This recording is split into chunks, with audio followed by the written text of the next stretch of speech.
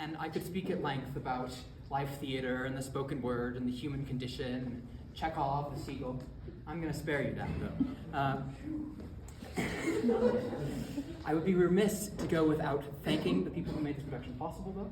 My stage manager, Abram, who has done more work on this than I have. Jesse and Irene, who are in the booth behind you, providing the lights and sound. Aaron, Ashley, and River, who have made this show's aesthetic come together. And to Lowe's, who generously donated 50 feet of twine, which is more twine than we could ever possibly need. Our show this evening runs for about 2 hours with a 15-minute intermission.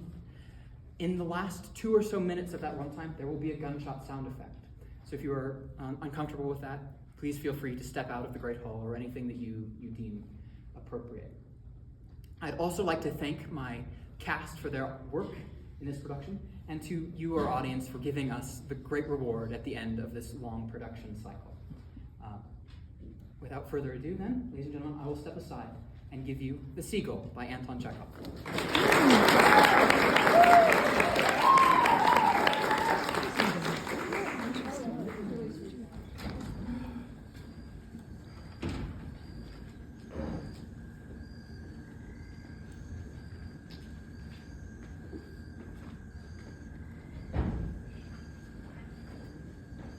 Why do you always wear black?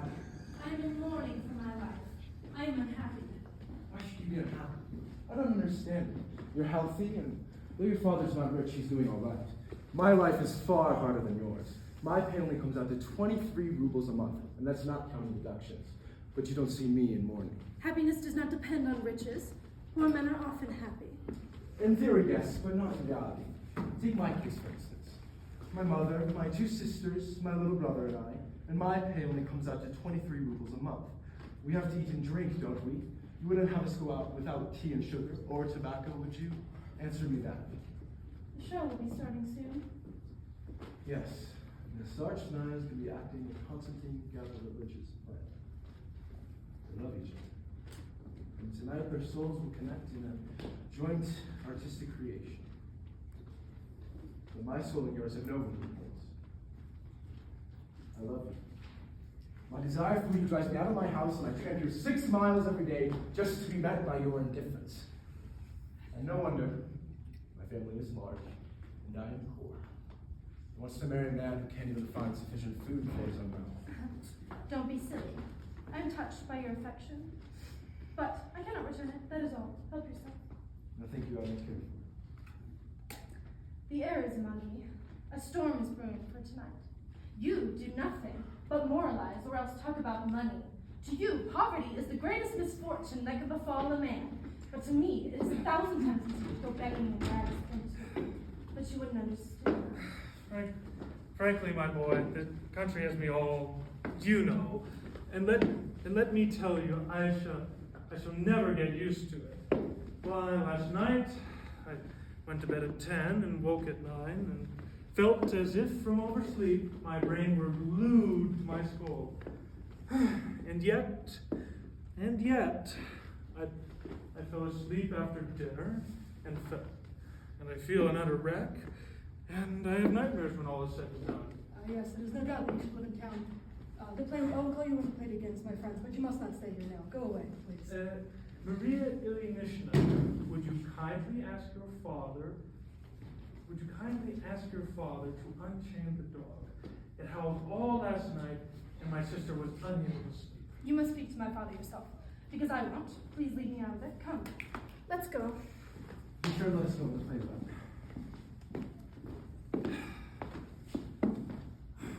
Which means the dog will howl all night. Again, it is always like this in the country. I have never been able to get my way. I used to come down here for a month's rest and all, but now I am so plagued by their nonsense that I long to escape after the first day. But I cannot escape. I am retired. Like it or not, I have to stay. We're going to go for a swim in Constantine Gavrilovich. Very well, but you must be back in 10 minutes. The play will be starting soon. Very well, sir. Just like a real theater.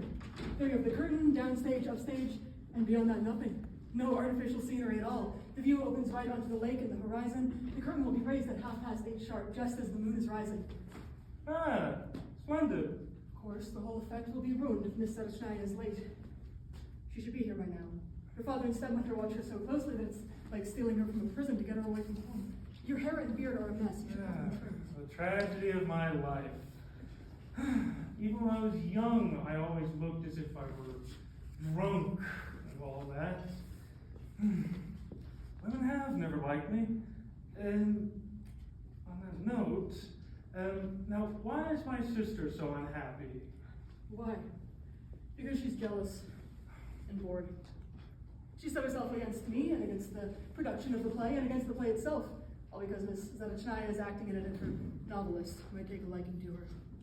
Does she? Really? Yes? She's already furious that Miss Zarachnaya is going to have success on this little stage. My mother is a psychological curiosity.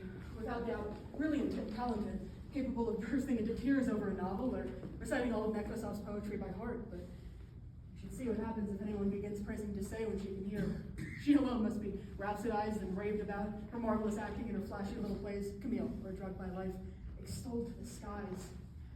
But now, when she cannot get any of that rubbish in the country, she grows peevish and cross. She thinks we are all against her, to blame for it all. You've taken it into your head that your mother dislikes her playing and it upsets you. Keep calm. Your mother adores you. She loves me. She loves me not. Loves me not. There you see it. She doesn't love me. Why would she? My mother likes life and love and bright clothes, but I'm already 25 years old, a sufficient reminder to her that she is no longer young. When I'm not around, she's 32. When I am, she's 43, and she hates me for it. She knows, too, that I despise the modern stage. She adores it and imagines she were working on it for the benefit of humanity and her sacred art. But to me, theater is just the vehicle for convention, cliche, and prejudice. When the curtain rises on that little 3-walled room when those mighty geniuses, those high priests of art, show us people in the act of walking, eating, drinking, loving, wearing their coats, and attempt to extract a moral, not too big a moral, something easy to digest and useful around the house. Then I run out the exit and keep on running, as Maidservant ran from the Eiffel Tower that's about to crush him with its Tawdry vulgarity. But we can't do without theater. No, but we need new forms. New forms are what we need, and if we can't have those, let us rather not have theater at all. I love my mother. I love her dearly. But I think she lives a stupid life. She smokes, drinks, lives openly with her novelist. Her name is all across the papers. I'm tired of it. Sometimes it's plain human ego, Uncle, but I regret that my mother is a famous actress. If she were an ordinary woman, I think I should be a happier man. What could be more foolish and intolerable than my position? But I find myself the only non-entity among a crowd of her guests, all celebrated authors and artists. I feel they only endure me because I am her son. What am I? Expelled from the universities in my junior year for circumstances beyond the editor's control. As they say, I have neither money nor brains, and on my passport you'll read that I'm a simple citizen of Kiev. So is my father, but he was also a famous actor. And those celebrities that used to frequent my mother's drawing rooms would condescend with their kind attentions, I just felt they only looked at me to measure my insignificance. I read their minds. I still suffer all the agonies of humiliation. While we're on the topic, tell me about this author. I can't understand him. He's always so silent. Oh, he's nice enough. Simple, well-mannered, taciturn, a little, I might say, melancholic in disposition. Though still well under 40, he's jaded with an inch of his life. He only drinks beer and loves those who are no longer young and already famous. But my boy, I do like literary men. I once passionately desired 2 things in life: to marry and to become an author. I have succeeded in neither. But to be an author, even an insignificant one. I hear her footsteps. Oh, I can't live without her. Even the sound of her footsteps is music to me. Oh, my enchantress, girl of my dreams. It can't be that I'm late. No. No, I'm not late. No. Oh, I've been in a fever all day. I've been so worried. I was so afraid my father and his wife would prevent my coming, but he and Shamreyev have just gone driving. The sky was red and the moon was rising. How I hurried to get here. How I urged my horse to go faster and faster. I am so glad to see you. Your pretty eyes look as if you'd been crying. You mustn't do that. You're right. Look how I'm panting. Do let us hurry. I must be late. I must be back in half an hour. No, for heaven's sake, don't make me late. My father doesn't know I'm here. As a matter of fact, it's time to begin now. I will call the audience. I am going, and I shall call them. Not Frank Park's organs, That reminds me. I was singing that once when an assistant, something or other, told me, "You have a powerful voice, sir." Then he thought on it and added, "But it is the most disagreeable one." My father and his wife won't ever let me come here. They call this place Bohemia and are afraid I shall become an actress, but I'm drawn to the lake here like a gull. My heart is full of you. We're alone here. Isn't that someone over there? No. What kind of tree is that?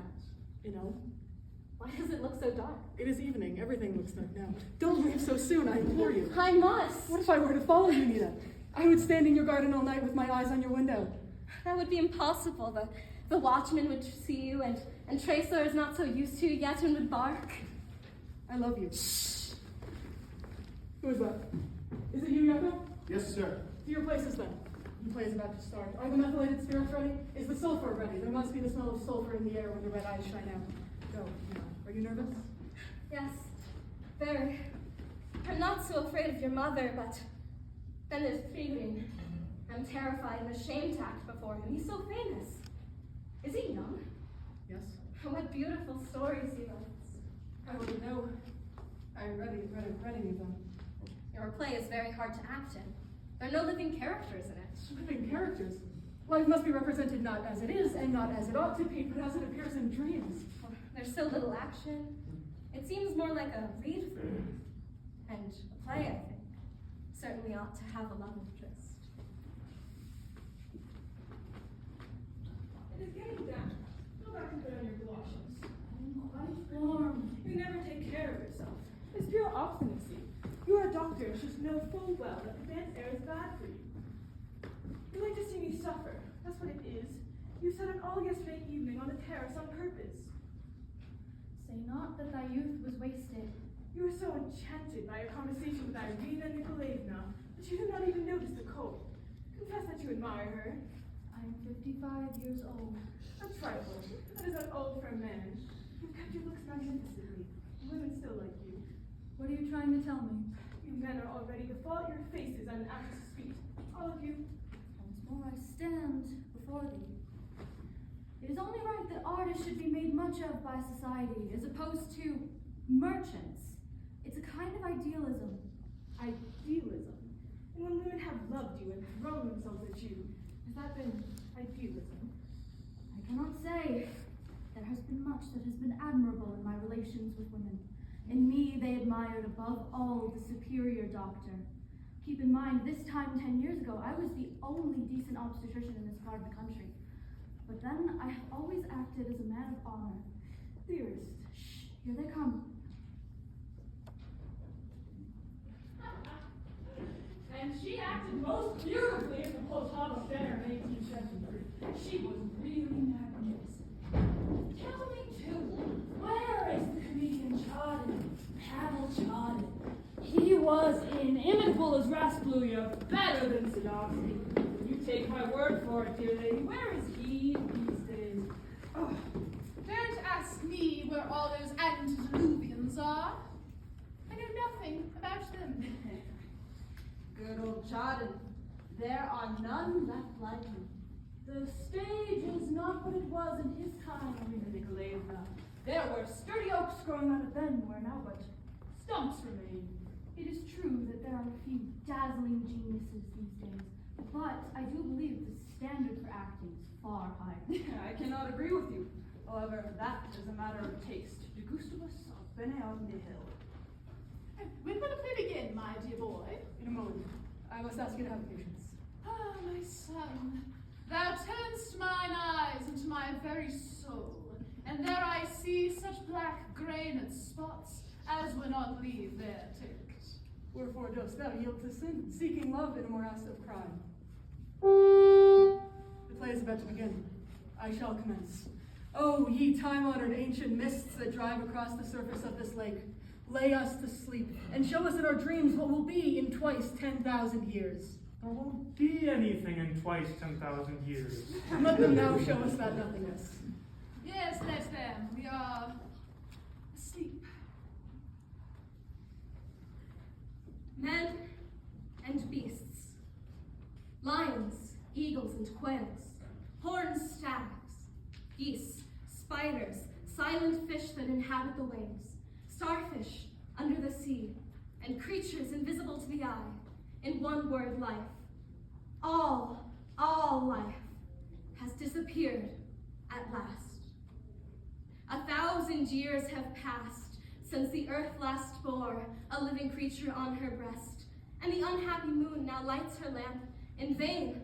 No longer are the cries of storks heard in the meadows, or the drone of mayflies in the linden groves. All is cold, cold, all is void, void, all is terrible, terrible. The bodies of all living creatures have dropped to dust, and eternal matter has transformed them into stones and water and clouds, but their spirits have flowed together into one, and that great world soul am I.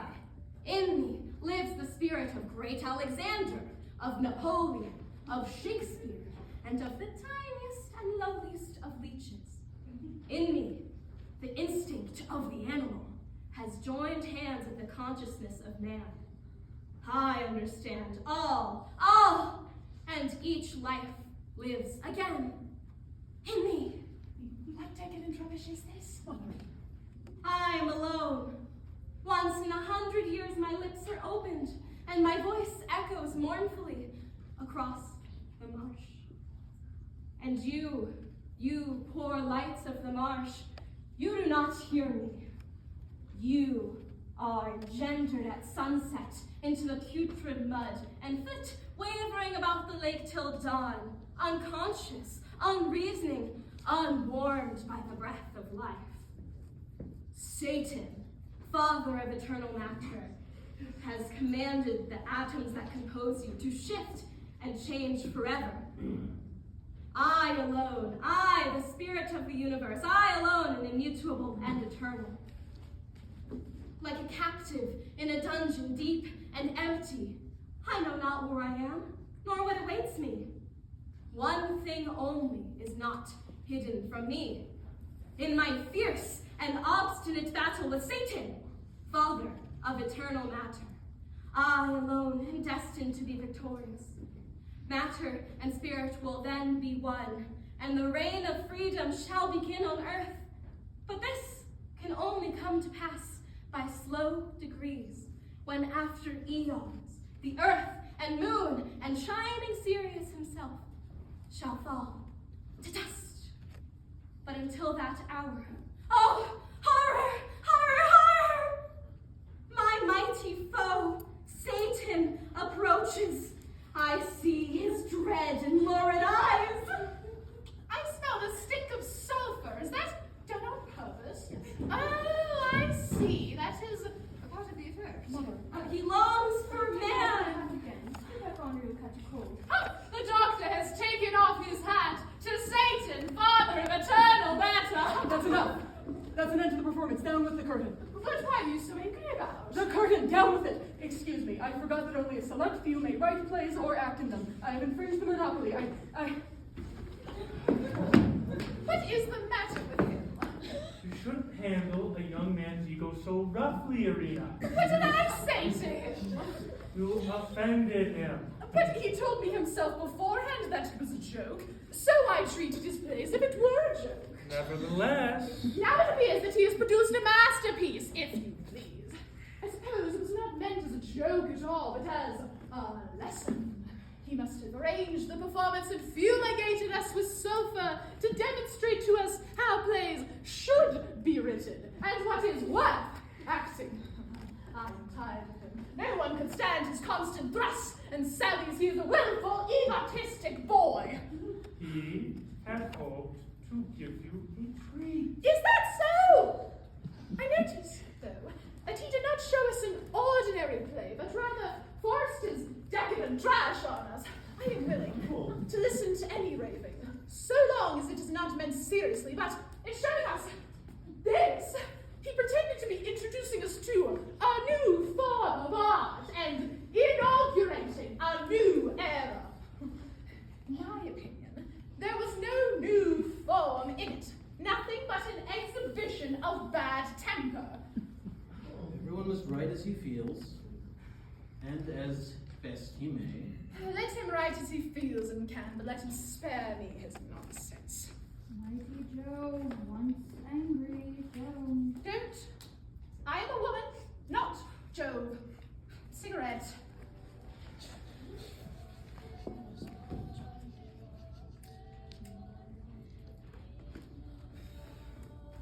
And I am not angry. I am only sorry to see a young man foolishly wasting his time. I didn't mean to hurt him. No one has any right to separate life from matter, as the spirit may very well consist of material atoms. You should write a play and put on the stage the life of a schoolmaster. It is a hard life. Yes, I agree with you, but do not let us talk about plays or atoms now. This is such a lovely evening. Listen to the singing, friends. How sweet it sounds. Yes, they're singing across the water. Come sit beside me here. Oh, 10 or 15 years ago, we had music and singing on this lake almost all night. There are 6 houses on its shores. All was noise and laughter and romance then. Such romance. The young star and idol of them all in those days was this man here, Dr. Yevgeny Dorn. He is fascinating now, but he was irresistible then. Oh, but my conscience is beginning to prick me. Why did I hurt my poor boy? I'm uneasy about him. Kostya! My son, Kostya! Shall I go and find him? Please do, my dear. Constantine! Oh, Constantine! I see that the play will never be finished, so now I can come out. Good evening. Marvelous! Bravo, bravo. Bravo, bravo! We were quite charmed by your acting. With your looks and such a lovely voice, it is a crime for you to hide yourself in the country. You must be very talented. It is your duty to go on the stage. Do you hear me? It's the dream of my life, which will never come true. Who knows? Perhaps it will. Oh, may I introduce Monsieur Boris Trigorin? Oh, I'm delighted to meet you. I've read all your books. Don't be frightened of him, dear. He is a simple, good-natured soul, even if he is a celebrity. See, he is embarrassed himself. Couldn't we raise the curtain? It seems depressing to have it down. Yakov, my man! Raise the curtain! It was a curious play, wasn't it? Very. I didn't understand the words once. But I watched it with the greatest pleasure, because you acted with such sincerity. And the setting was beautiful. There must be a lot of fish in this lake. Yes, there are. I love fishing. I know of no greater pleasure than to sit on a lakeshore evening with one's eye on the floating cork. I thought that for one who had tasted the joys of creation, no other pleasure could exist. Ah, don't talk like that. He always begins to flatter when people say nice things to him. Oh, I remember when the famous Silver was singing once in the opera house in Moscow, how delighted we all were when we took the low C. Well, you can imagine our astonishment when the bass from our church choir, after sitting in the gallery, suddenly boomed out a whole octave lower. Bravo, Silva! Like this. Bravo, Silva! The audience was left breathless. Seems an angel of silence must be flying over our heads. My time is up. Goodbye. Where to? Where must you go so early? We shan't allow it. My father is waiting for me. How please, really. Well, I suppose very hard indeed to let you go. If only you knew how hard it was for me to leave you all. Somebody must see you home, you darling girl. No. No, don't go. I must go to Medvedenko. Stay just one more hour. And how about that? No, I can't. Oh, a truly unlikely girl. They say that her late mother left her husband with the whole of an immense fortune, and now the child is penniless because he has already willed everything away to his second wife. Oh, it is pitiful. Her dear old dad is a pedigreed swine, and I don't mind saying so. What he deserves. Come, let us go ourselves, ladies and gentlemen. The night is cold and damp, and my legs are aching. Yes, you act as if they were made of wood. You can hardly move them. Come, you unfortunate old man. Permit me, madam. I hear that dog howling again, Ilya Afanasovich. Would you kindly chain it up? No, I really can't, sir. Oh. The granary is full of milk and I'm great thieves by breaking a dog mother. Yes, a whole opera lower. Bravo! So fun! A church choir. And what salary does the church pay singer? I may have lost my judgment and my wits, but I must confess I liked that play. There was something to it. It was so fresh and naive when the girl spoke of her solitude and the devil's eyes gleamed across the lake. Oh, but here he comes. I'd like to tell him the nicest things I can. All gone already. I'm here. Masha's been yelling for me all over the park. Insufferable creature. Konstantin Vilovich, your play delighted me. It was strange, of course, and I did not hear the end, but it affected me deeply. You have a great deal of talent and must persevere in your work. Oh, how excitable you are. Oh, and your eyes are full of tears. Listen to me. You have chosen your realm in the realm of abstract thought, and you have done so quite right. Every work of art should invariably embody some lofty idea. Oh, you've gone pale. So you advise me to persevere? Yes, but use your talent to embody only deep and eternal truths. I have lived a life of variety, as you know, and am contented, but if I were to experience the joy and exaltation an artist feels in his moments of creation, I think I should spurn this material envelope of my soul and everything associated with it and soar to heights above this earth.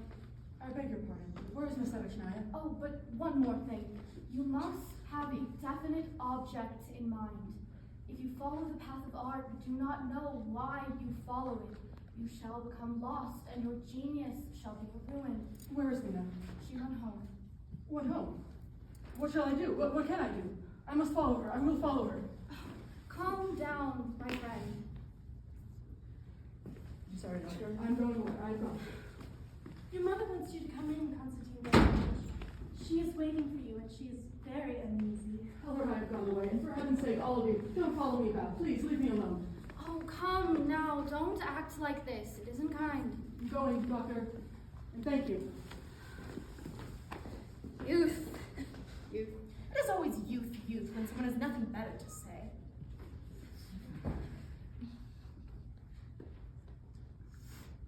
Don't do that. It's horrid. You're singing in the house. I think I must go. Wait a moment. What do you want? Let me tell you again. I feel like talking. I do not love my father, but my heart turns to you. For some reason, I feel with all my soul that you are near to me.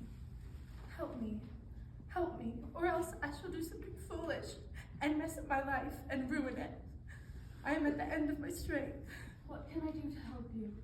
I am in agony. No one can imagine how I suffer. I love Konstantin. I love her as a slave spell.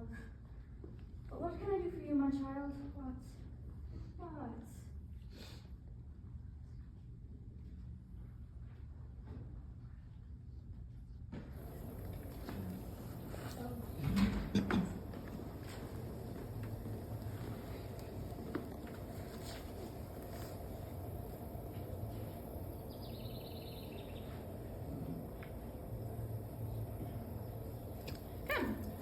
beside me.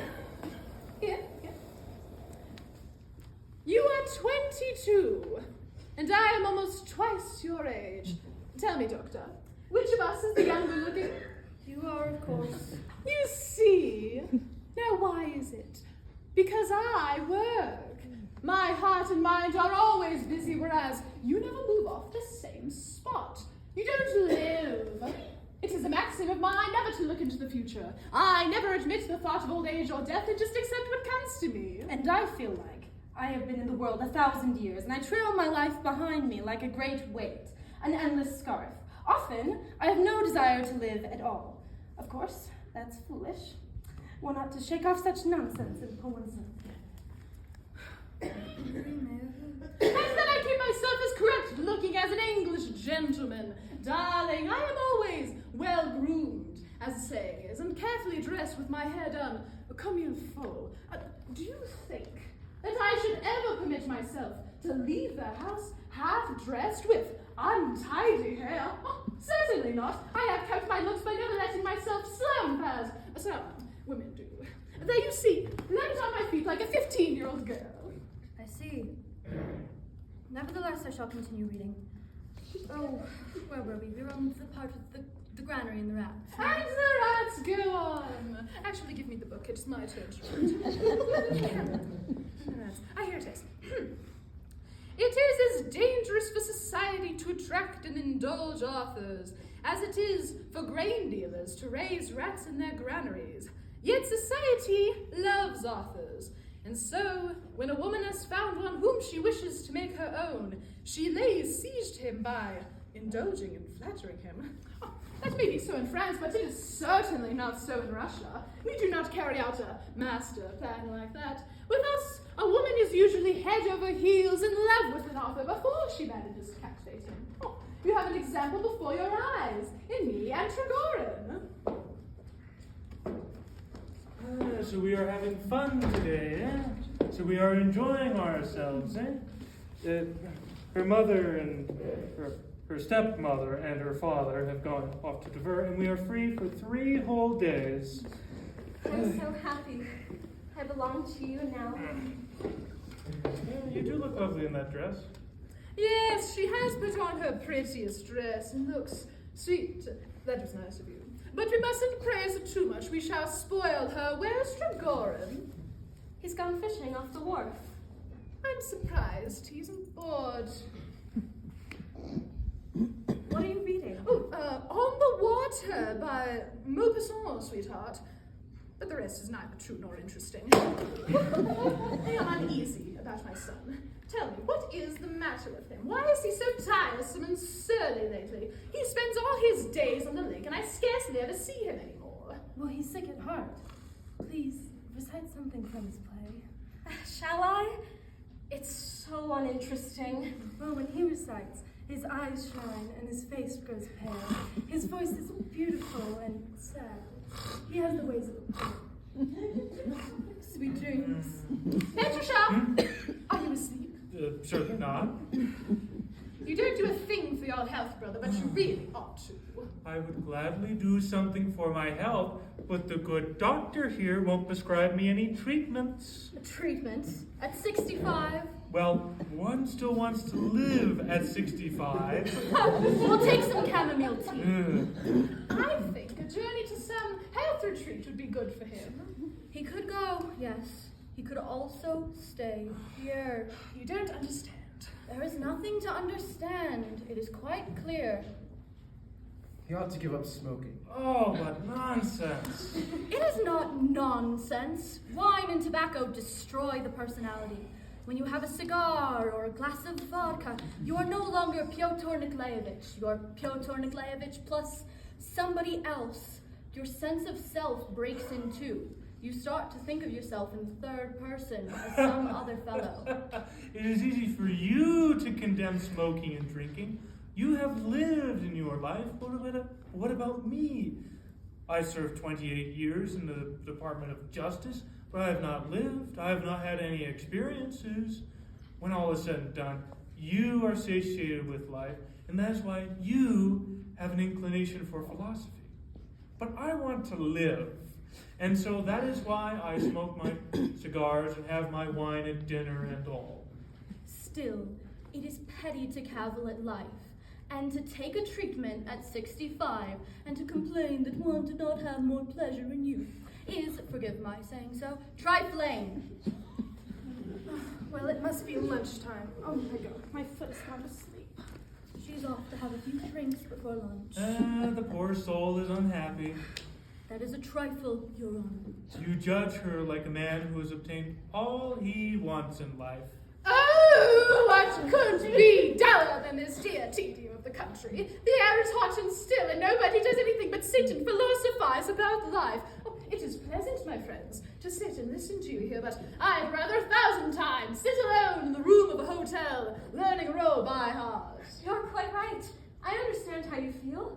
Of course, it is pleasanter to live in the town. One can sit in one's library with a telephone at one's elbow. Nobody is let in unless the doorman announces it, and the streets are full of cabs and all. Here they are. I am delighted to see you looking so well.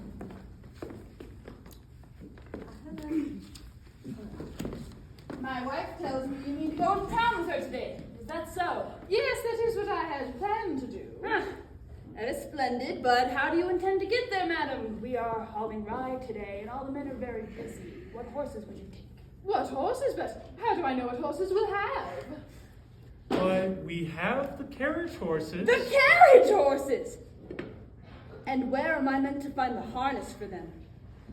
This is marvelous. This is astonishing. This is incredible.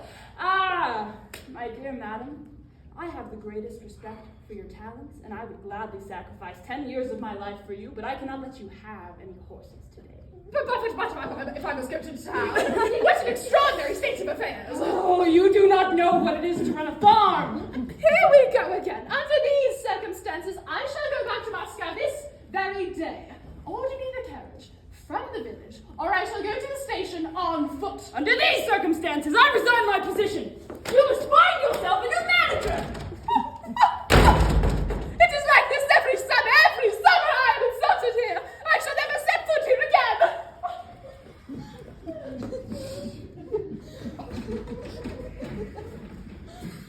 This is a disgrace.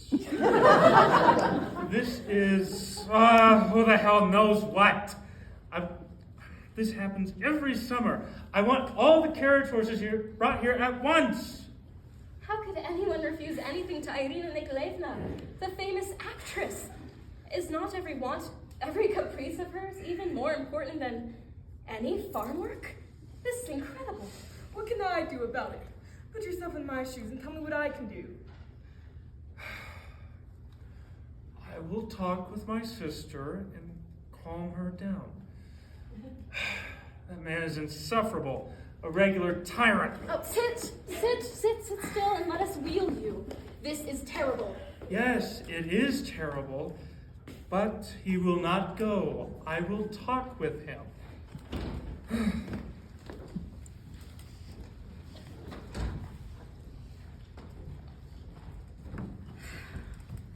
How tiresome these people are.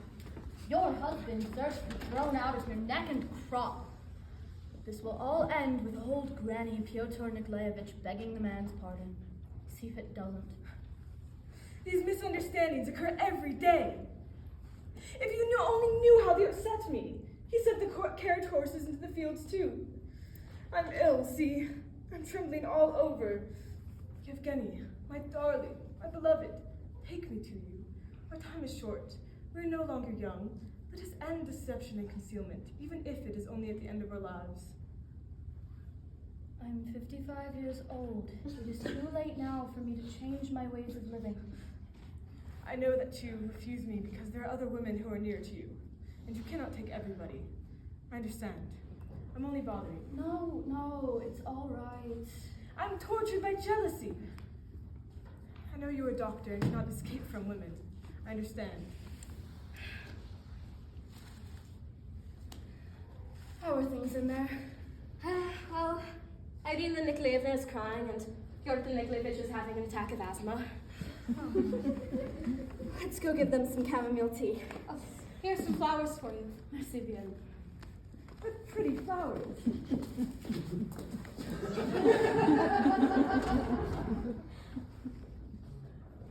How strange to see a famous actress weeping, and for such a trifle. Is it not strange, too, that a famous author should sit fishing all day? He's the idol of the public.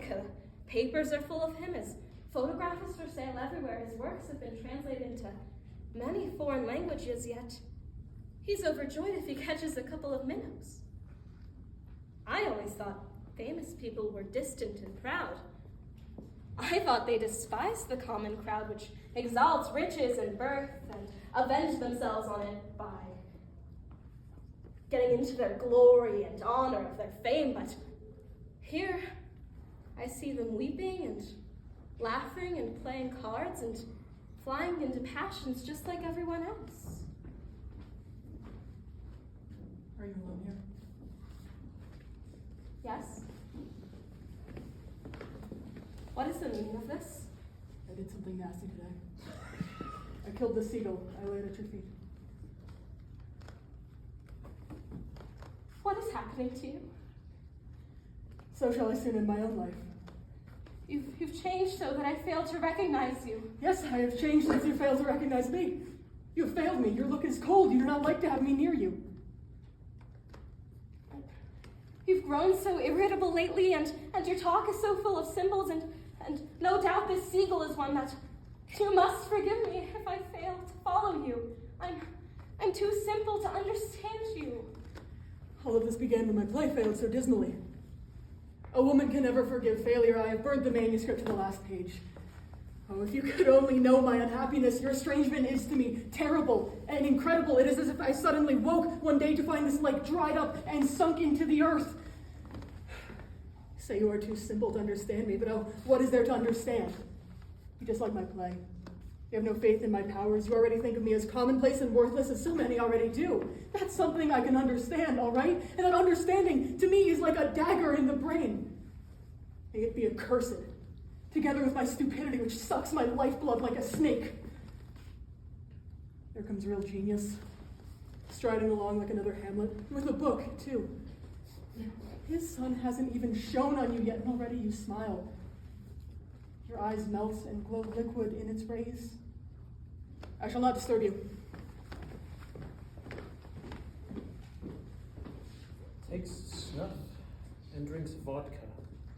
Always wears black dresses.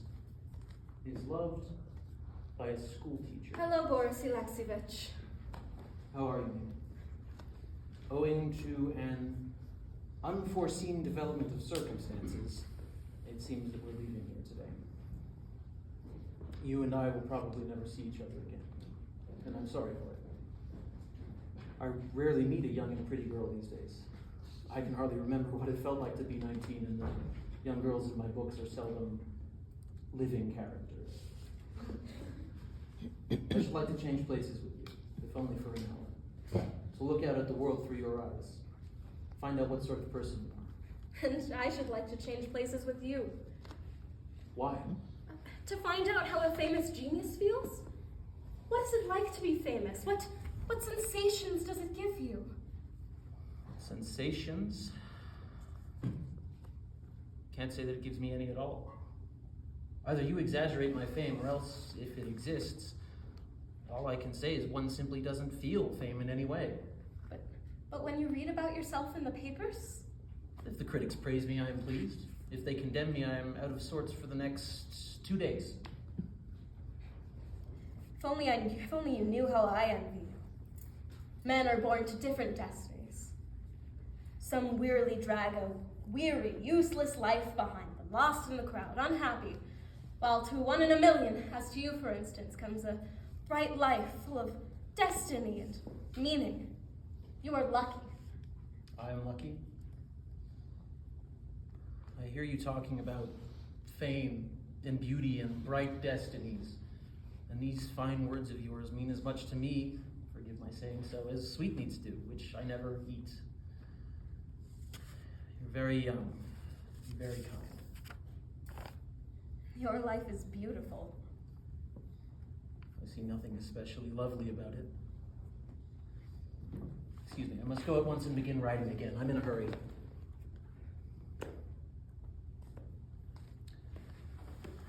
You've stepped on my pet corn, as they say, and I'm getting excited and a little cross. Let us discuss this bright and beautiful life of mine, though.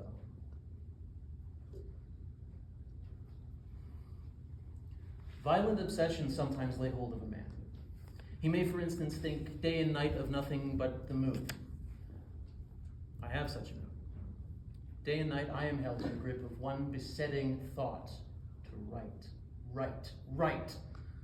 Hardly have I finished one book, then something urges me on to write another, and then a third, and then a fourth. I write ceaselessly. I am on a treadmill.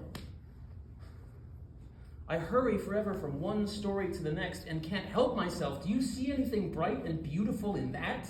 It is a wild life. Even now, thrilled as I am by talking to you, I do not forget for an instant that an unfinished story is awaiting me. My eye falls on that cloud there, which has the shape of a grand piano. I instantly make a mental note that I must remember to include in my story a cloud floating by that looked like a grand piano. I smell heliotrope. I mutter to myself, a sickly smell, the color worn by widows. I must remember that in writing my next description of a summer evening. I catch an idea in every sentence of yours or of my own and hasten to lock all these treasures away in my literary storeroom, thinking that someday they may be useful to me.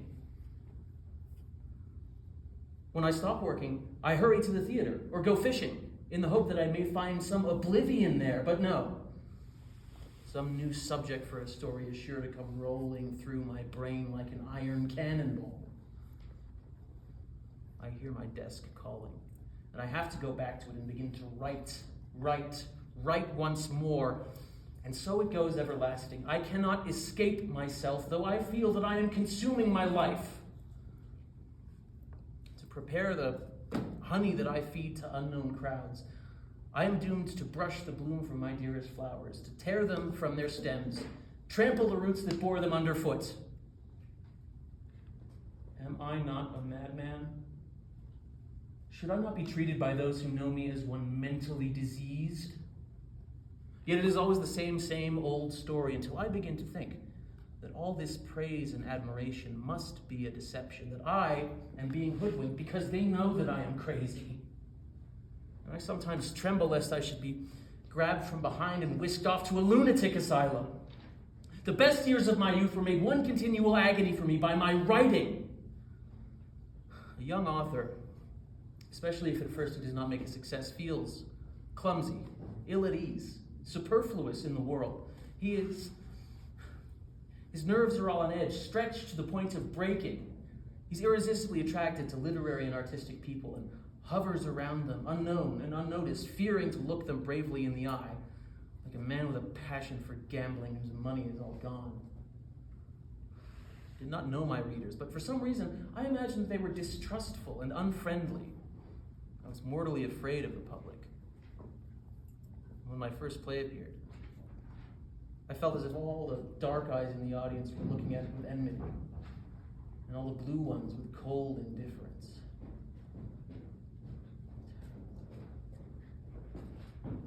What agony. But doesn't the act of creation give you some sort of lofty happiness? Writing is a pleasure to me. So is reading the proofs. But no sooner is a book off the press than it becomes odious to me. It is not what I meant it to be. I made a mistake to write it at all. I am provoked and discouraged. Then the public reads it, and they say, "Oh, it is clever and pretty, but not nearly as good as Tolstoy." Or, "It is a lovely thing, but not as good as Turgenev's Fathers and Sons." And so it will ever be.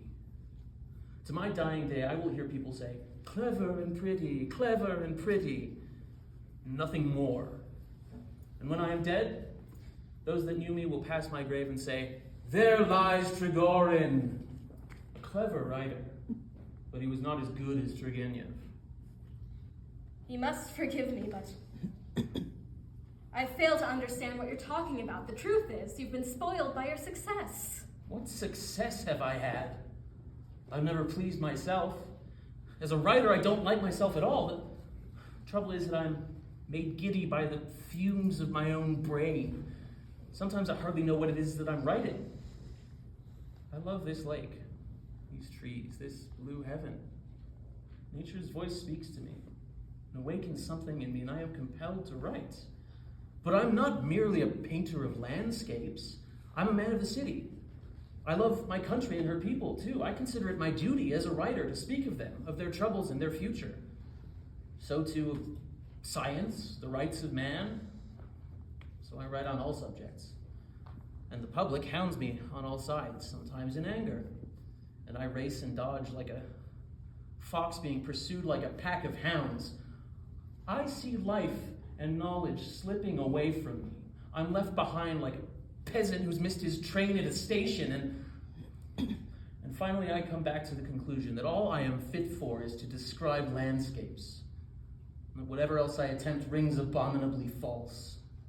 You fail to understand the importance of your writings. So what if you're discontented with yourself? Others see you as a great and splendid man. If I were an author like you, I should devote my whole life to the service of the Russian people, knowing that at the same time that their welfare depended on the power to rise to the heights that I had attained, and that the people should send me before them in a chariot of triumph. In a chariot? Am I Agamemnon? For the bliss of being a writer or an actress, I could endure want and disillusionment, the hatred of my friends, or my own dissatisfaction with myself, but I, in return, should demand fame, real, resounding fame. My head reels.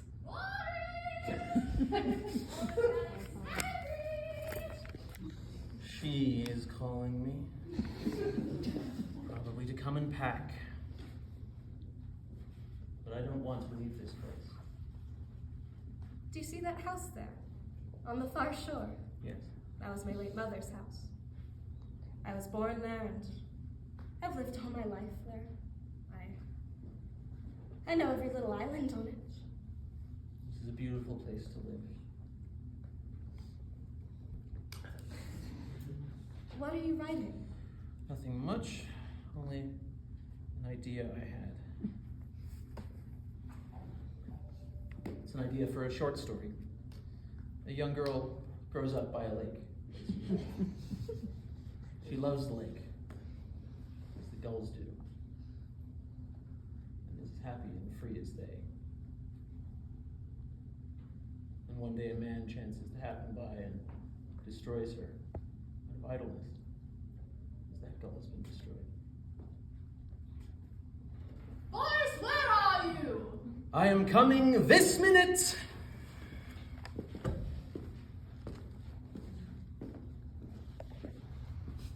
What do you want? We are not going away after all.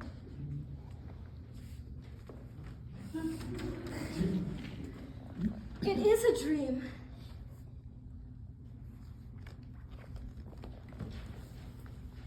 You write books, and they may be useful to you. I tell you honestly, I should not have lived another day if he were to wound himself fatally. Yet, I am courageous, and I've decided to tear the stuff of mine out of my heart by the roots. How will you do it? By marrying Medvedenko. The school teacher. Yes. I don't see the necessity for that. If you only knew what it is to love without hope for years and years, to wait forever for something that will never come. I won't marry for love, but marriage will at least be a change. It will bring new problems to blot out the old. Shall we have another drink? Haven't you had enough already? Nonsense. Don't look at me with that expression on your face. Women drink oftener than you think, but most do it in secret and not openly as I do. Yes, they do indeed, and it's always either vodka or brandy. To your good health. You're so easy to get on with that I'm sorry to see you go. And I'm sorry to leave. You know, you should ask her to stay. She would not do that now. Her son has been behaving outrageously. First he attempts to take his own life, and now I hear he intends to challenge me to a duel. Though I can't imagine what his provocation. He's always sulking and sneering, and preaching about new forms of art, as if the category of art were not large enough to hold forms both old and new without the necessity of jostling. Well, it is jealousy, of course, but that, however, is none of my business. You know, that school teacher of mine is none too clever, but he's a decent, poor, too, man, and he loves me dearly, and I'm sorry for him. But let me say goodbye, and wish you a pleasant journey. Remember me kindly in your thoughts, and thanks for your goodwill. Send me your books, and be sure to write something of them. Nothing too formal, but something else. To Maria, who, forgetful of her origin, lives in this world for no known reason. Goodbye.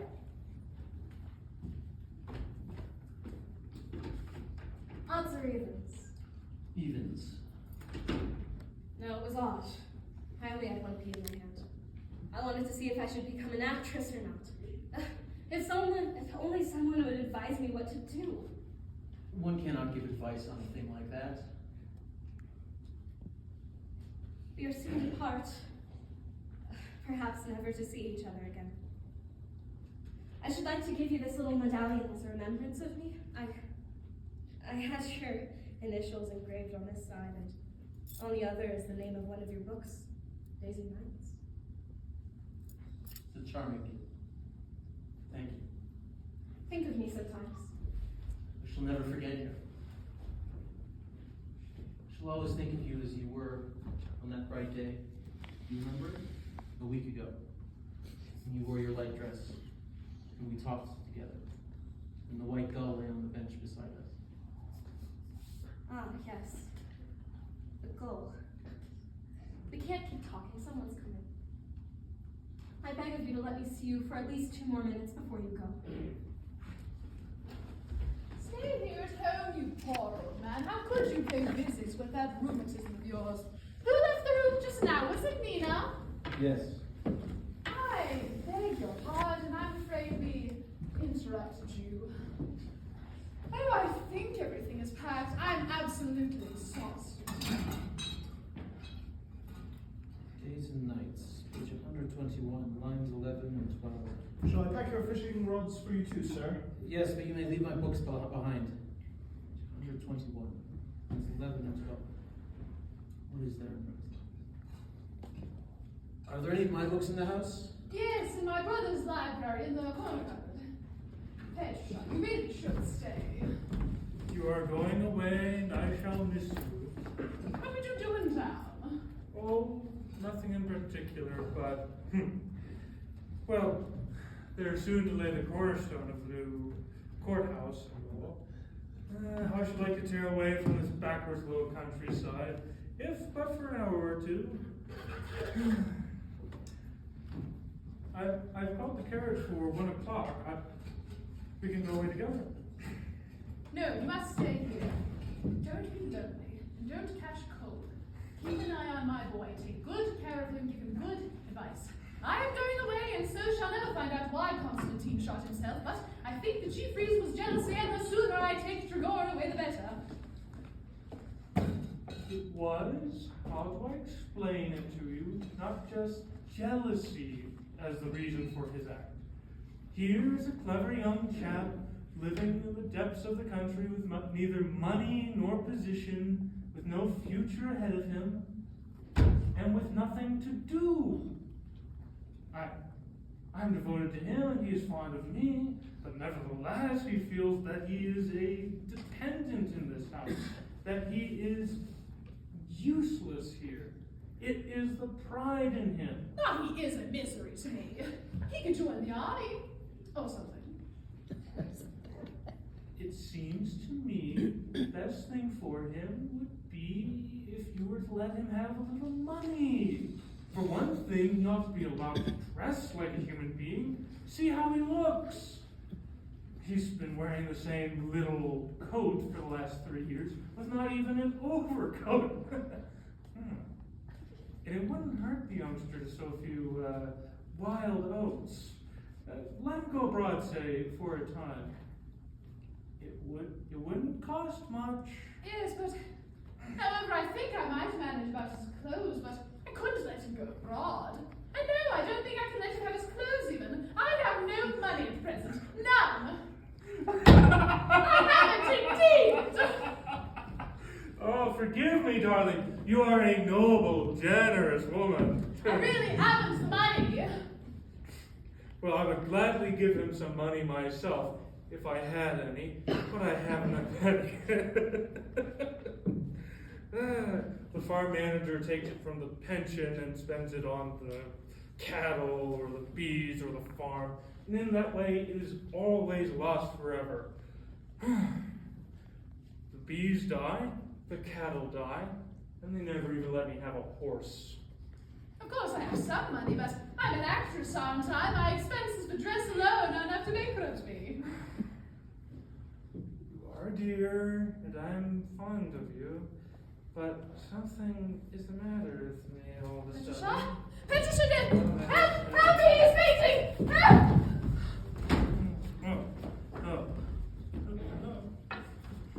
It's all right. It's all right. It's over now and all. Don't be frightened, Mother. These attacks are not dangerous. My uncle has them often now. I must go and lie down for a while. I will rest for a few minutes. I am going to Moscow all the same, but I shall rest for a few minutes before starting my way. Do you know this riddle? On 4 legs in the morning, 3 legs in the afternoon, and on 2 legs in the evening? Yes, and on one's back at night. Thank you. I can walk alone. Dear me, what formality. Oh, he gave me a dreadful fright. It is not good for him to live in the country, Mother. If you would only untie your purse strings for once and lend him 1,000 rubles, he could live in the country for a whole year. I have no money. I am an actress, not a banker. Please change my bandage for me, Mother. You do it so well. The doctor's late. Yes, he said he would be here at 9, and it's noon already. Sit down. You look as if you had a turban on. A stranger that was in the kitchen yesterday asked what your nationality was. Your wound is almost healed. You won't be up to any more of these silly tricks again, will you, when I'm gone? No, Mother. I did that in a moment of insane despair, when I lost all control over myself. It will never happen again. Your touch is golden. I remember when you were still acting in the State Theater when I was a little boy, there was a fight in our court and our washerwoman was almost beaten to death. She was picked up unconscious and you nursed her till she was well and bathed her children in our wash tubs. Have you forgotten it? Yes, entirely. At that time, 2 ballet dancers used to come and drink coffee with you. I remember that. They were very religious. I love you again, these last few days, as tenderly and trustingly as I did when I was a child. I have no one left me now but you. Why do you let yourself be controlled by that man?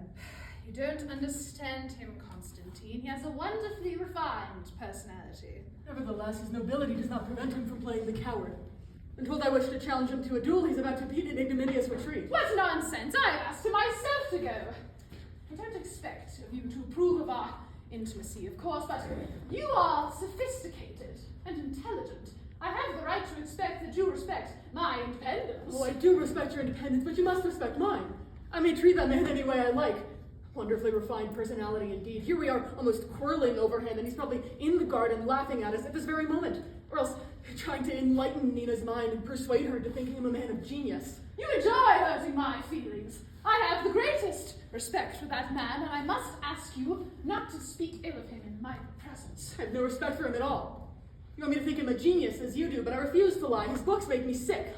You envy him. There is nothing left for those with no talent and mighty pretensions to do but criticize those who are really gifted. I hope you enjoy the consolation it brings. Those who are really gifted indeed. I'm cleverer than any of you, if that is what it comes to. You are the slaves of convention. You have seized the upper hand, and now lay down as law all that you say and do, all else you strangle and trample on.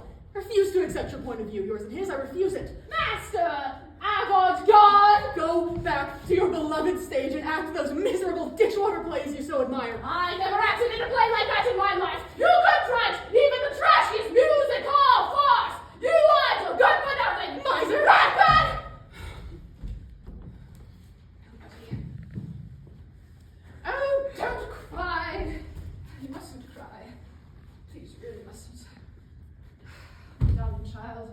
Forgive me. Forgive your wicked mother. Oh, if you could only know what it is to have lost everything under heaven. She doesn't love me. I can't write anymore. Don't despair. This will all pass. He is going away today, and she will love you once more. Stop crying. We're friends again. Yes, Mother. Seek your peace with him too. Don't fight. You surely won't fight? I won't. But you must not insist on my seeing him again. I couldn't stand it. There he is. I'm going. The doctor will attend to my head later on.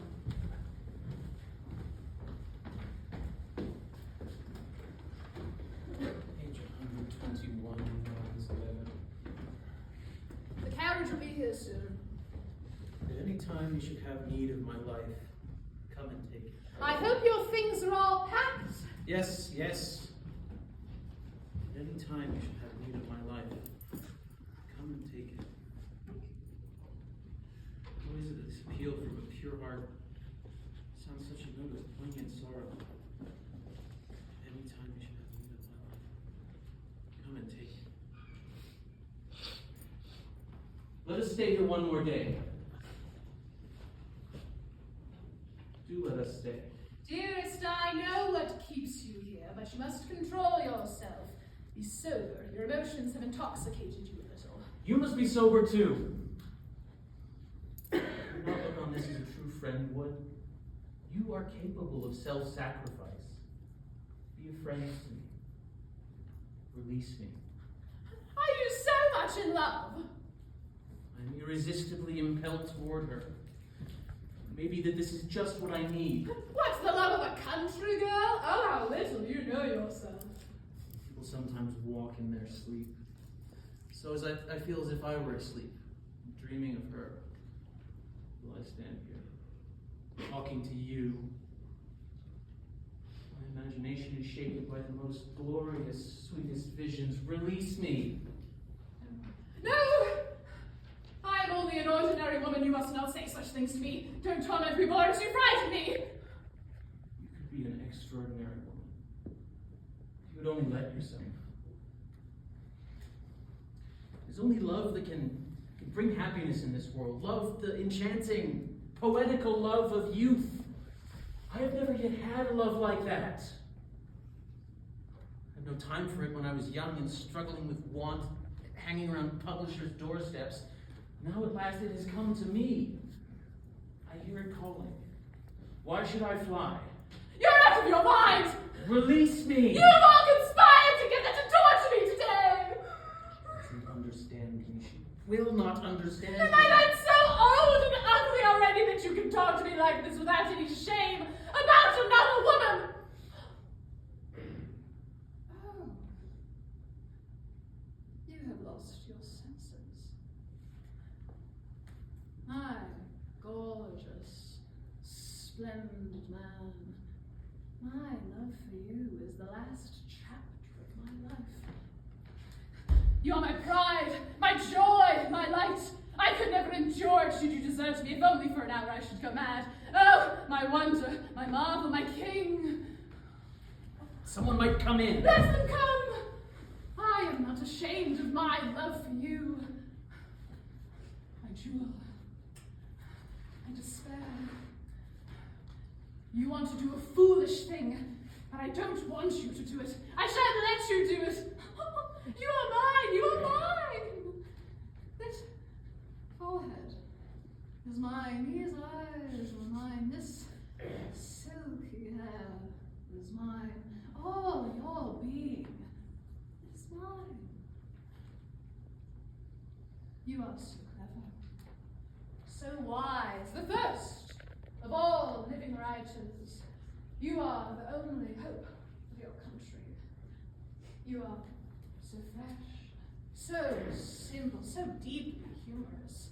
You can bring out every feature of a man or of a landscape in a single line. Your characters live and breathe. No one could read without going into ecstasy. Do you think that these words about the incense of flattery? Do you think I am not speaking the truth? Come, Look into my eyes, look deep. Do you find lies there? No. You see that I alone know how to treasure you. I alone tell you the truth. Oh, my dear, you will go with me, won't you? You won't desert me? I have no will of my own. Never did. Too indolent, submissive, and phlegmatic. Is it possible that women can like that? Take me. Take me away with you. Don't ever let me out of your sight. Now he's mine.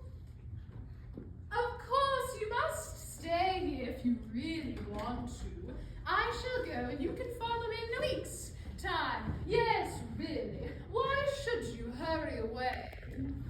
Let us go together. As you like. Let us go together then.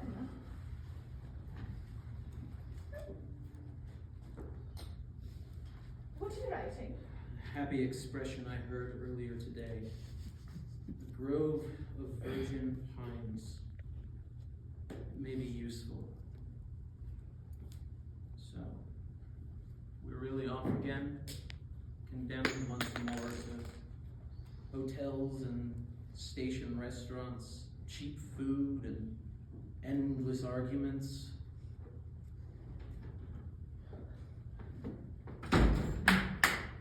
I have the melancholy honor of informing you that your carriage is at the door. It is time to start on it, madam. The train leaves at 2:05.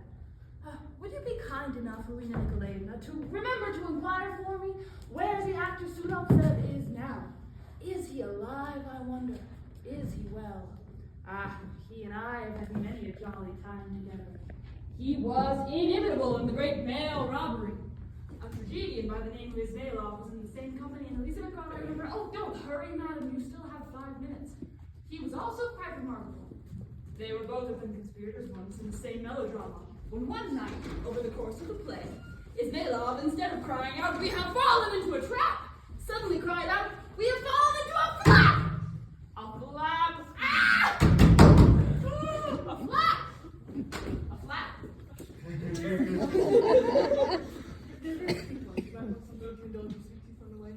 You're very kind, Polina. Goodbye, my dear. Things have not been quite as you could have wished. Please forgive us. Oh, it's been delightful, delightful. You mustn't cry. Come, sister, unless you want to be late for the train, I shall be waiting in the carriage. I will walk quickly to the station and see you off it. Goodbye, all. We shall meet again next summer, if we live. Don't forget me. And, here is a rule for all 3 of you. Thank you, mistress. A pleasant journey to you.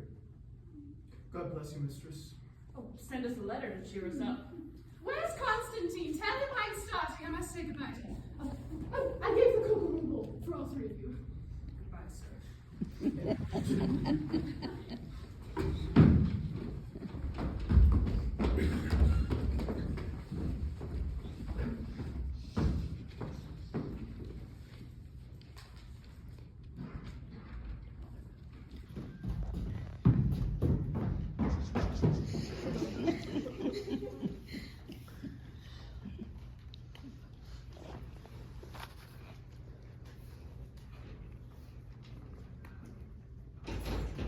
I left my cane somewhere through here.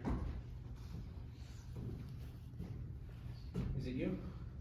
I knew we should meet again. Boris Alexievich, I've come to an irrevocable decision. The die is cast. I'm going to the stage. I'm abandoning my father and deserting everything. I'm beginning life anew. I'm going as you are to Moscow. We shall meet there. Go to the Slavyansky Bazaar Hotel. Write me as soon as you get there. I'll be at the Grucholsky Apartments of Molchanovka Street. I really must go now. Just one more minute. You're so beautiful. What bliss to think I shall see you again so soon. I shall see those glorious eyes, that ineffably tender smile, those features with their expression of angelic purity. Darling.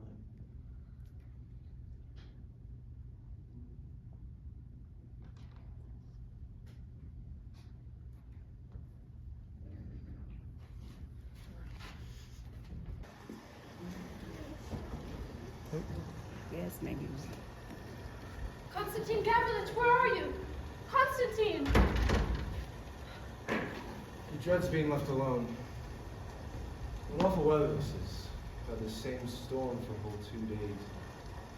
The waves on the lake are enormous. It's very dark in the garden. I think they ought to tear down that old stage. It's naked and hideous with its curtains flopping. Thought I heard a voice weeping there. You don't say. Come home with me, Masha. I shall spend the night here? Do come home, Masha. The baby must be hungry. Nonsense. Matriona will feed it. Is it pity for him to go 3 nights without his mother? You are getting too tiresome. You used sometimes to talk of philosophy, but now it's only home and the baby. Home and the baby. That's all I ever hear from you now. Come home, Masha.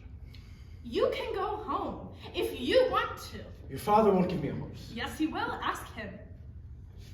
I think I will. Are you coming tomorrow? All right, tomorrow. Stop being a pest.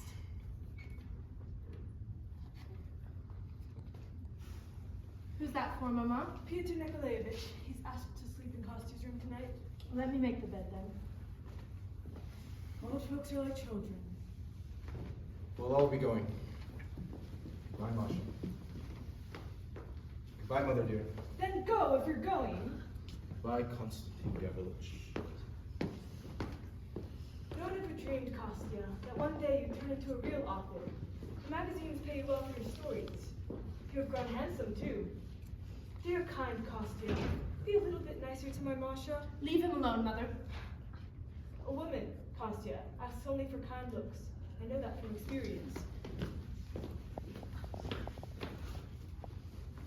There now, you've vexed him. I told you not to bother him. I'm sorry for you, Masha. Your pity, that's all I need. My heart bleeds for you. I see how things are and understand.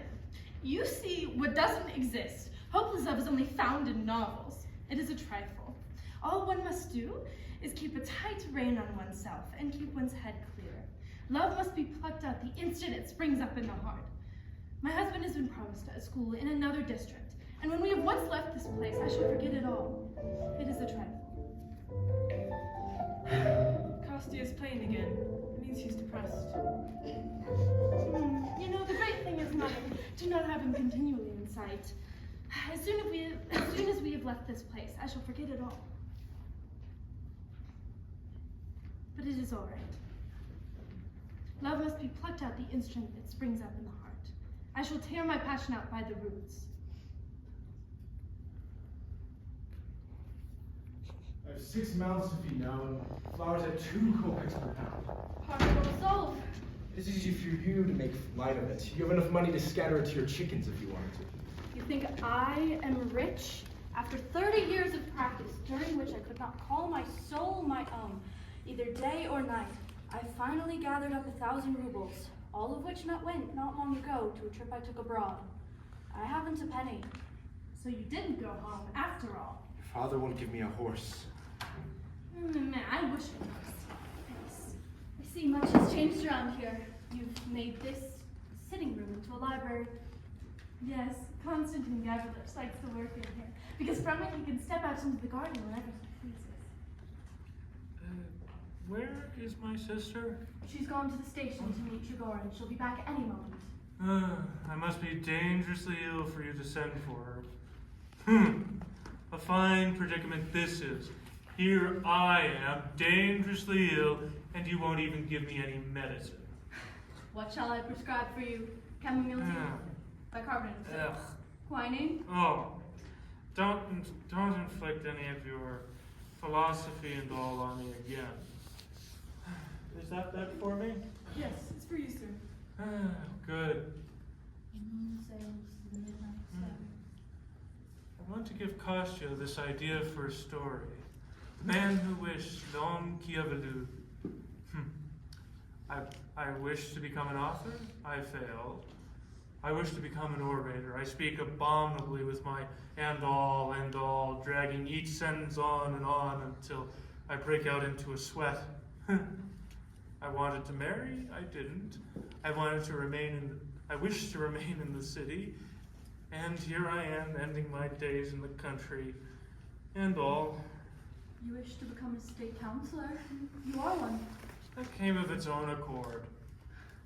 Still, it is petty to cavil at life at 62 years of age. 67, and you are pig-headed.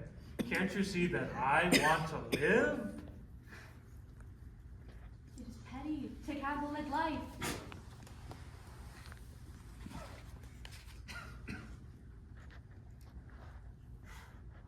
When all is said and done, you are satiated with life. Your thirst for it is quenched, and so you act calm and indifferent. But even you dread death. Fear of death is an animal passion which must be overcome. Only those who believe in a life everlasting and tremble for sins committed can logically fear death. And you, for one, don't believe in a religion.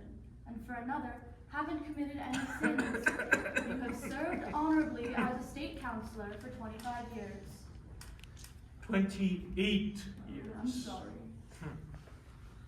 Oh, but we are keeping Constantine never away from his work. No, no matter. Doctor, of all the places you visited, which was your favorite? Genoa. Why Genoa? Because there is such a splendid crowd in its streets. When you walk out of the hotel in the evening and throw yourself into the heart of that throng, you are pulled hither and thither without aim or object. And you start to believe in a universal life spirit, like that one in your play that Nina Zarknaya acted in. Speaking of, where is Nina now? Is she well? Oh, she is all right, I suppose. I hear she has led a rather strange life. What happened? It's a long story, Doctor. Tell it briefly. Well, she ran off and joined Trigorin. I suppose you know that. I do. She had a child. That child died. Trigorin soon tired of her and returned to his former attachment, as might have been expected. As it happens, he had never broken them, in fact, but had always vacillated in his rather spineless way between the two.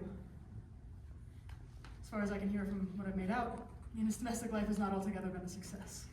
What about her acting? I believe she made an even worse failure of that.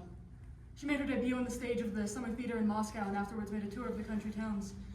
At the time, I wouldn't let her out of my sight, and wherever she went, I followed. She always attempted the great and difficult parts, but her delivery was harsh and monotonous, and her gestures heavy and crude. There were times when she showed some talents at shrieking and dying, but those were only moments.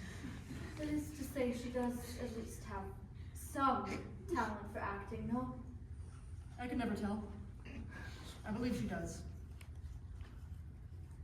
I went to see her, but she wouldn't see me, and her maid would not admit me to her quarters. I respected her feelings and did not insist upon a meeting. What more can I tell you, Doctor? She sometimes writes me, now that I have come home, such clever, sympathetic letters full of warm feelings. She never complains, but I can tell that she is profoundly unhappy. Each line speaks to me of an aching, breaking nerve. She has one strange fancy. She always signs herself the Seagull. The miller in Rusalka called himself the Crow, and so she repeats in all her letters that she is the Seagull. She's here now. What do you mean by here? In the village. At the inn. She's been here for nearly 5 days. I went, and Maria Lenska here went, and she would not see anyone. Simon Samich says she's been seen wandering the fields a mile from here yesterday evening. Yes, I saw her walking from here in the direction of the village. I asked her why she had not come to see us. She said she would come. She won't. Her father and stepmother have disowned her. They've even placed guards around their house to keep her away. How easy it is, Doctor, to be a philosopher on paper. And how difficult in real life. She was a beautiful girl. Why, even state councillor Sorin fancied her for a time. You old Lovelace. They're coming back from the station. Yes, I hear my mother's voice. We all grow old and wither, my lady, but you alone, with your bright dress, your light spirits, and your grace, keep the secret of eternal youth. You are still trying to turn my head, you tiresome old man. Fyodor Nikolaevich. Still sick? How silly of you.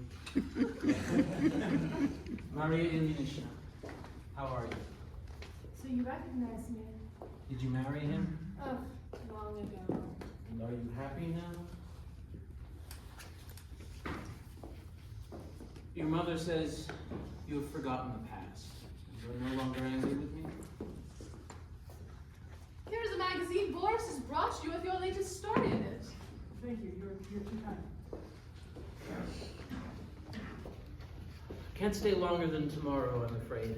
I've a novel to finish and something else I've promised to a magazine in Moscow. Same old business, really. The weather has not given me a very warm welcome. The wind is frightful. If it clears by tomorrow morning, I shall do some fishing and have a walk in the garden. I'd like to see again the spot where your little play was performed when I was here before. Do you recall? I remember the piece very well, but I'd like to refresh my memory as to the setting of the action. Father, do please give my husband a horse. He ought to go home. A horse to go home with? You know the horses have just been to the station. I can't. But there are other horses. Ah! You are impossible. I will go on foot, Masha. On foot in this weather. Shall we begin? It's only 6 miles. Goodbye. I should not have bothered you all with the baby. Goodbye.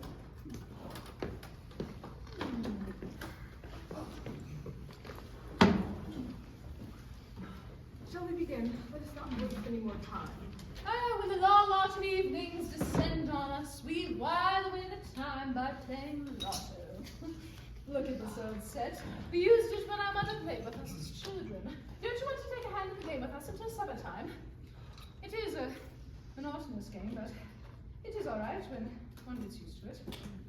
He's read all of his own stories, but hasn't even cut the pages of mine. Won't you play Kostya? No, thank you, Mother. I don't feel like it. I'm going to take a walk around the house. Stakes are 10 kopecks. Will you ante up for me, Doctor? Of course. Your wish is my command. All right, are you all ready? I shall begin. 22. Here it is. All right, 3. Have you put down 3? 8. 81. Not so fast. Could you believe it? I am still dazed by the reception they gave me in Concord. Oh, 34. My students gave me an ovation. They sent me 3 baskets of flowers, a wreath, and oh, this thing here. That's something worthwhile. 50. 50? I wore a perfectly magnificent dress. I am no fool when it comes to clothes. Kostya's playing again. That means he's depressed. He's been severely criticized in the papers. 77. Oh, who cares about that? His writing can't seem to make a success. He can't strike the right note. There's an odd vagueness about it that sometimes borders on delirium. He's never created a single living character. 11. Are you bored, Petrusha? Oh, he's asleep. Taking your nap. If I lived in such a place as this, do you think I would waste my time writing? Never. I would overcome my passion and give my life up entirely to the catching of fish. 28. And if I caught a perch or a bass, what bliss it would be. Well, I have great faith in Konstantin Gavrilovich. His stories are so vivid and full of color. It's only a shame that he only creates images, and one cannot go far on images. Aren't you glad, madam, to have an author for son? Just think, I've never read anything of his. I never have time. 26. Oh, we have something here that belongs to you, sir. Oh? Yes, you told me to have the Seagull stuff that Konstantin Gavrilovich killed some time ago. No? I don't recall that. 61. 1. 1? How dark the night is. I wonder what makes me so restless. Shut the window, Kostya. There's a draft here. 88. Ladies and gentlemen, the game is mine. Bravo! Bravo! Wherever he goes and whatever he does, that man always has good luck. And now, come to supper. We can continue our game later. Our renowned guest has not hide any dinner today. Come, Kostya, leave your writing and come to supper. No, thank you, Mother. I'm not hungry. Oh, as you please. Come to supper, Petrusha. Let me tell you about my reception in Caplan.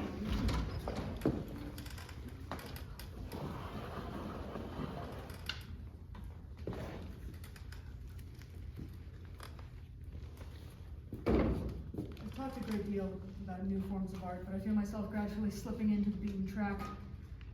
The placard proclaimed it from the wall, a pale face framed by dusky hair. Claimed, framed. That is stupid. I shall start again from the place where my hero awakes to the sound of the rain, but I must get rid of all that follows. This description of a moonlit night is long and stilted.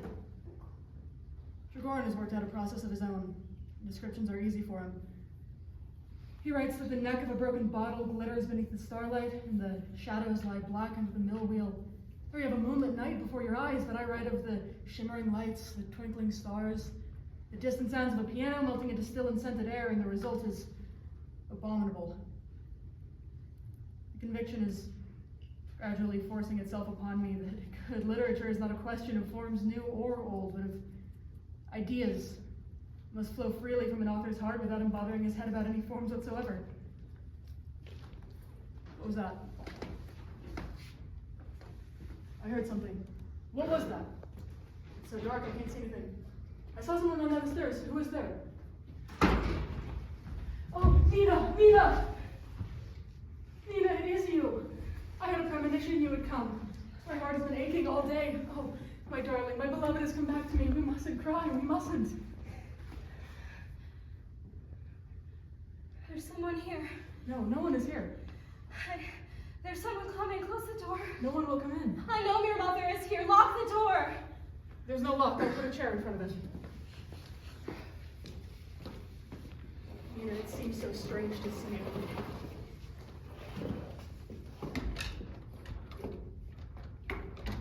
Come. Let me have a look at you. This used to be a sitting room. It's so warm and pleasant in here.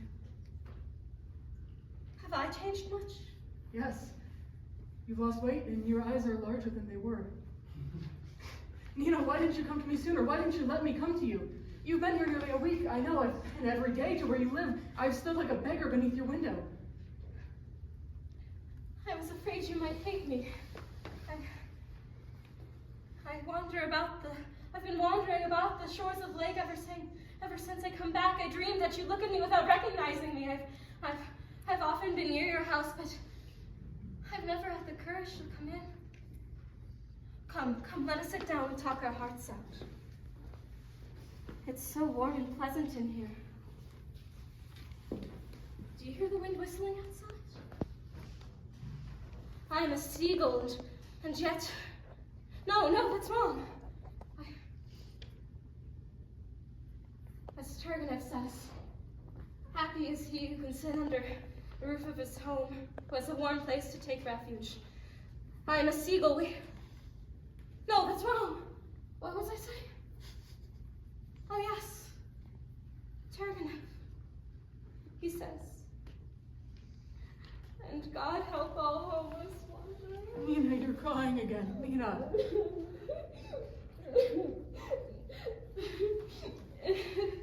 It's all right. I'll feel better after it. I've not cried in 2 years.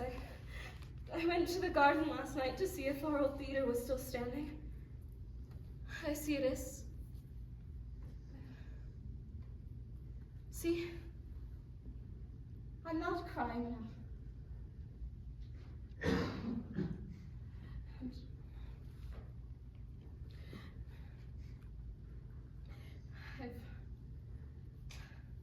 I've often been near here, but I couldn't bear to bring myself back inside. Oh, so you're an author now, and I'm an actress. We've both been sucked into the whirlpool. My life used to be as happy as a child's. I used to wake up singing in the morning. I loved you and dreamt of fame, and what is the reality? Early tomorrow morning, I must start by third-class train to Yelets. with a lot of peasants, and at Yelitz, the educated tradespeople will pursue me with compliments. It's a rough life. Why are you going to Yelitz? I've accepted an engagement there for winter. It's time for me to go. Nina, I have cursed you and hated you. I have torn up your letters and photographs, but I have known every minute of my life that my heart and soul were yours forever. I don't have the power to stop loving you. From the minute I lost you and began to write, my life has been one continual agony. My youth was suddenly ripped from me then, and I feel now that I've lived in this world for nearly 90 years. I've called out to you. I've kissed the ground that you walked on. Wherever I looked, I've seen your face and the smile that illuminated for me the best years of my life.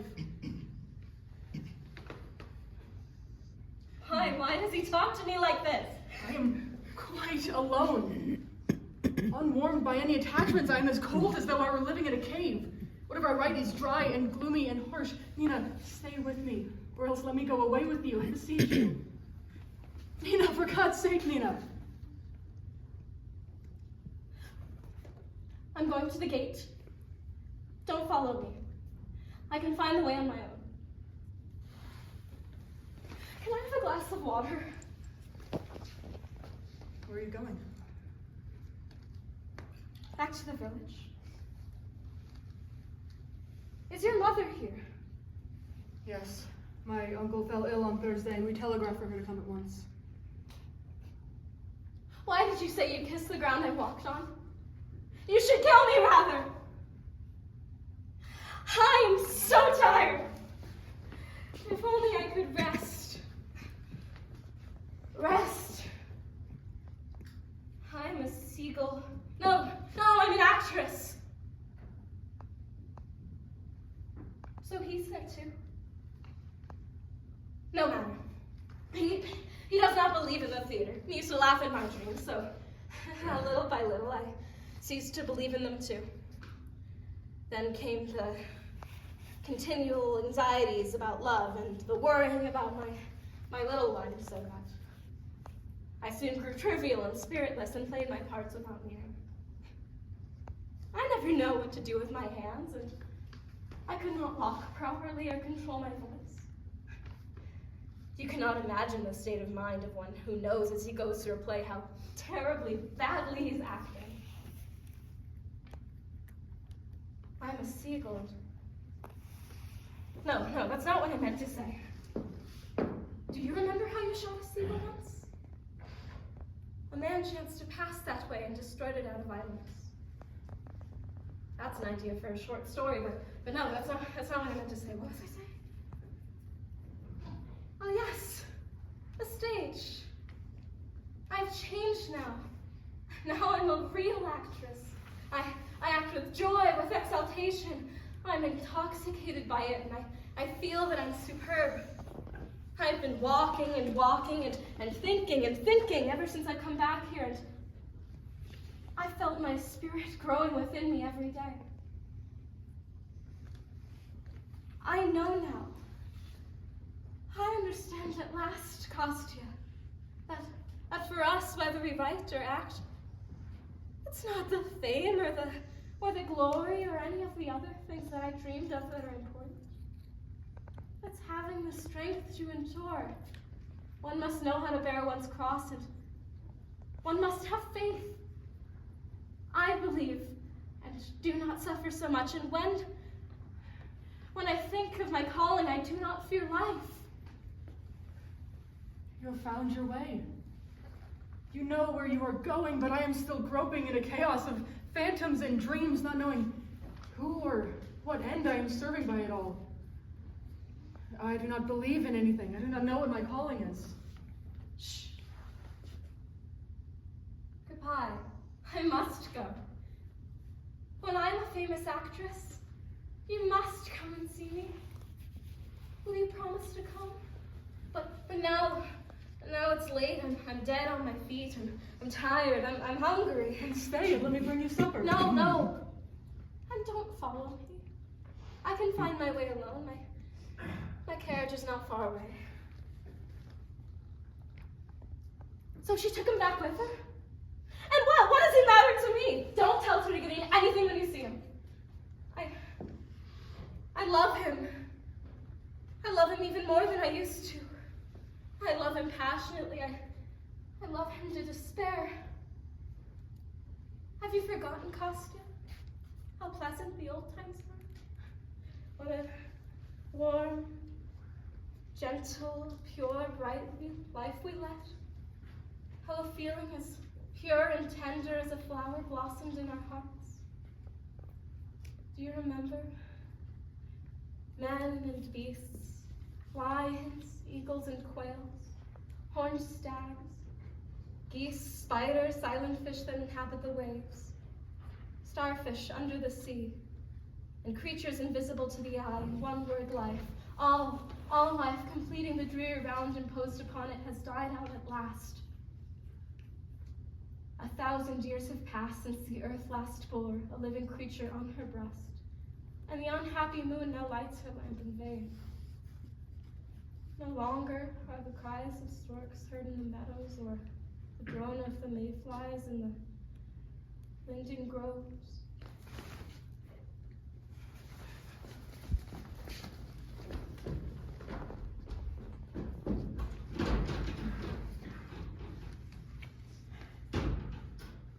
It would be a shame if she were seen in the garden.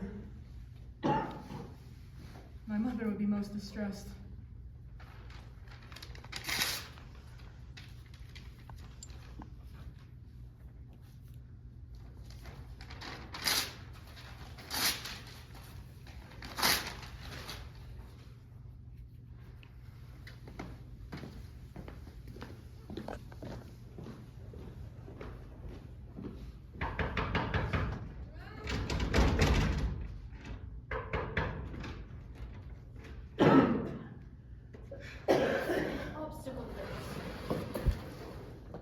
Put the claret and the beer here on the table so that we can drink while we are playing. Sit down, friends. And please do bring the tea at once. I found that little Seagull I was telling you about. It's in the living room. I don't remember a thing about it. Not a thing. Ah! What was that?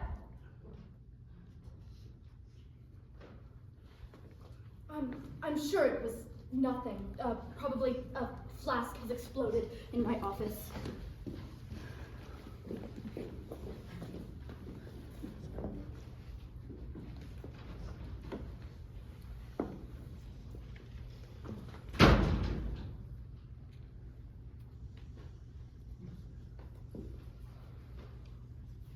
It is as I thought. A flask of ether has exploded. Heavens, I was terrified. The noise reminded me of everything went black before my eyes. Oh, I had a few questions for you about this article from America, amongst other things.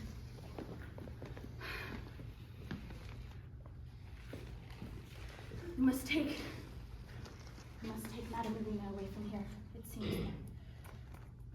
That Konstantin Gavrilovich has shot himself.